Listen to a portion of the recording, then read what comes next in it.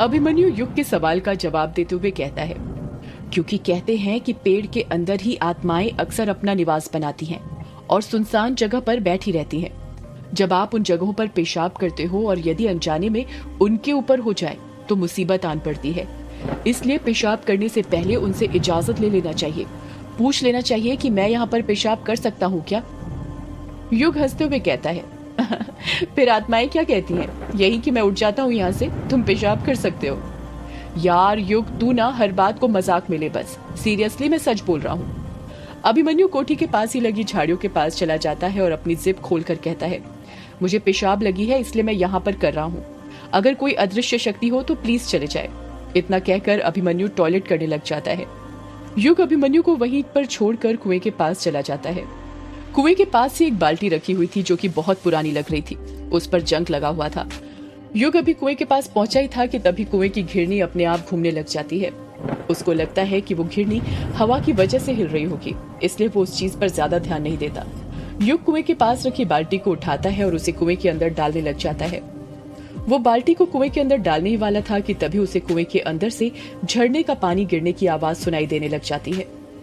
युग हैरानी के साथ खुद से कहता है, ये कैसे हो सकता है? कुएं के अंदर से झरने के पानी के गिरने की आवाज कैसे सुनाई दे सकती है? युग अपना कान कुएं के पास लगाकर वो आवाज सुनने लग जाता है। कुएं के अंदर से जो झरने की आवाज सुनाई दे रही थी वो आवाज सुनाई देनी बंद हो जाती है और धीमे धीमे एक औरत के गाना गाने की आवाज सुनाई देती है।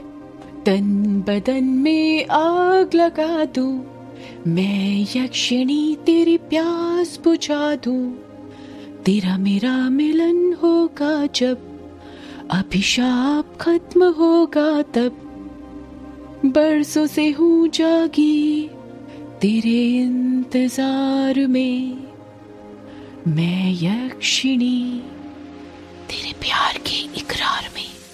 युग ये गाना सुन ही रहा था कि तभी गाने की आवाज धीमी हो जाती है और उसे कुएं के अंदर पानी पर एक लड़की का चेहरा दिखने लग जाता है। पहले तो वो चेहरा धुंधला था, पर जैसे जैसे वो क्लियर होते जा रहा था उसे कुएं के पानी में एक जाना पहचाना चेहरा नजर आने लग जाता है। युग हैरानी के साथ कहता है, यामिनी तुम? कुएं के पानी में यामिनी का चेहरा था। सिर्फ चेहरा ही नहीं, ऐसा लग रहा था जैसे कुएं के अंदर ही यामिनी थी। यामिनी का पूरा शरीर पानी में डूबा हुआ था, बस उसका चेहरा ही दिख रहा था। युग धीरे से कहता है, यामिनी तुम यहाँ पर क्या कर रही हो? यामिनी फुसफुसाते हुए कहती है, आपका इंतजार। मेरा इंतजार मतलब? और तुम कुएं के अंदर कैसे गिरी? यामिनी कुछ जवाब नहीं देती, वो एक टक नजर से युग को देखती जा रही थी।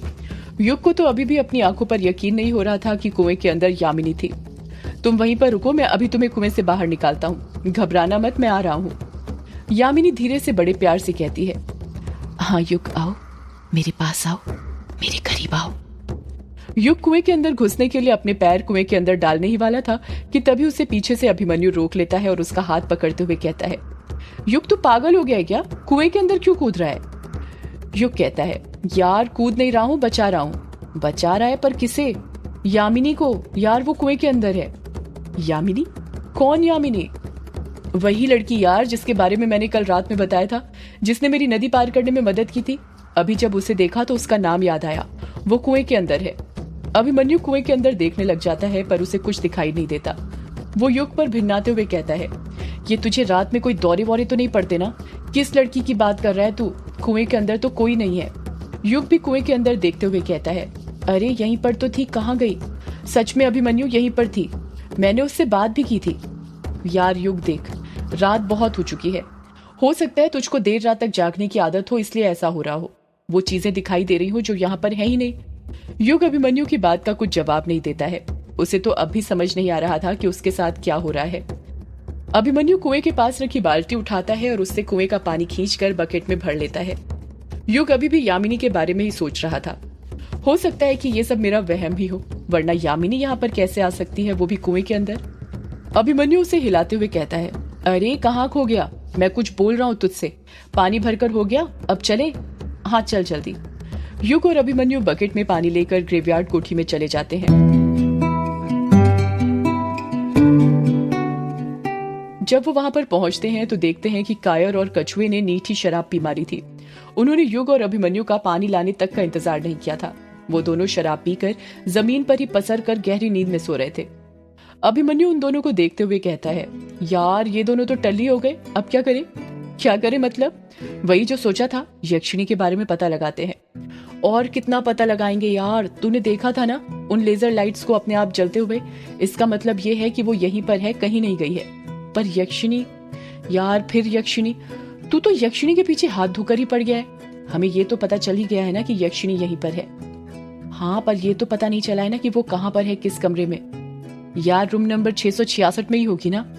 पर अभी तूने देखा था ना, लेजर लाइट हर जगह जल रही थी, फिर वो एक जगह कैसे हो सकती है? अभिमन्यु कुछ सोचते हुए कहता है, यार हो सकता है कि ये सब उसकी शक्तियों की वजह से हो रहा हो। भूल मत, उसके पास शैतानी शक्तियों के साथ साथ दैवीय शक्तियां भी हैं। वो बहुत शक्तिशाली है। कमरे के अंदर कैद होकर भी वो बहुत कुछ कर सकती है।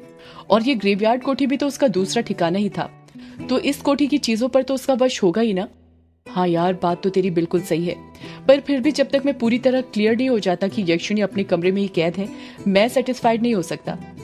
अभिमन्यु उबासी लेते हुए कहता है, तो यार 3 दिन है ना अभी हमारे पास, पूर्णिमा आने से पहले पता लगा लेंगे कि वो किस कमरे में है। अब मैं सोने जा रहा हूँ और तू भी चल, वरना क्या पता फिर तुझे वो तेरी यामिनी दिखने लगे। इतना कहकर अभिमन्यु युग के कमरे में सोने चला जाता है और युग भी उसके पीछे पीछे चला जाता है।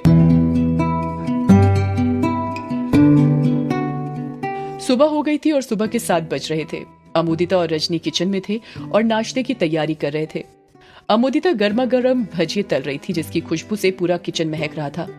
रजनी अमोदिता से पूछती है, युग का फोन आया या नहीं? अमोदिता उदासी के साथ कहती है, नहीं आया माँ। अरे, अभी तक फोन नहीं आया? जितना मैं जानती हूँ अभी तक तो काले जादू का असर हो जाना चाहिए था और फोन भी आ जाना चाहिए था। अमोदिता भजिए तलते हुए कहती है, माँ ये काला जादू असर तो करेगा ना, बाकी के टोटकों की तरह वेस्ट तो नहीं हो जाएगा? रजनी गुस्सा करते हुए कहती है, अरे नालायक लड़की, टोटके कभी व्यर्थ नहीं जाते, बस उन्हें सही से करना आना चाहिए। और तू संदेह मत कर।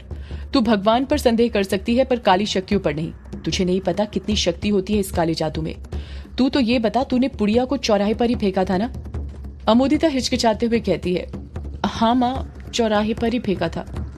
रजनी बड़ी बड़ी आंखें करते हुए कहती है, देख सही सही बताना।